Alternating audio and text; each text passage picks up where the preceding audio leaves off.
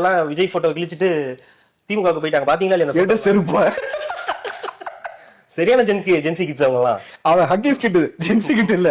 அவன் அதை திமுக எவ்வளவு பயங்கரமா ப்ரொமோட் பண்ணிட்டு இருக்க. அப்படியே வந்து ஐடி கார்டை கிழிச்சு போடுறாங்களாம், பேப்பரை கிழிச்சு போடுறாங்களாம். கடைசியில போய் பார்த்தா யார் அவனு திமுகவிலிருந்து விலகி திமுகவில் மீண்டும் இணைந்த ஒரு திமுக காரனா இருக்கான். அந்த ஊப்பி நமக்கு போக வருகிறது சார். அவன் ஆடன் பாட நிகழ்ச்சியில ஸ்டேஜ் ஆடி இருக்கான் சார்.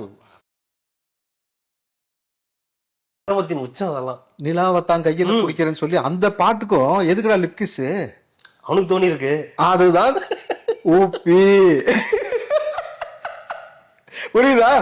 எந்த இடம் பொருளும் தேவையில்லை, எனக்கு என்ன தேவையோ நான் செஞ்சிடணும். கிடைக்கிற கேப்ல வந்து கவிட்டான் பாருங்க. ஒரே கவா பொது வெளியில பப்ளிக்ல ஆடும் பொழுது உதல பிடிச்சு கடிச்சிட்டு கிடக்குறான். இவன் வந்து எங்க எங்க கொஞ்சம் நான் பாக்குறேன், கண்ணை மூடு கொஞ்சம் நான் காட்டு. எவன் மூணு கண்ண இவன் அடிச்ச கிசுக்கு கமலஹாசன் வந்து போனாரு.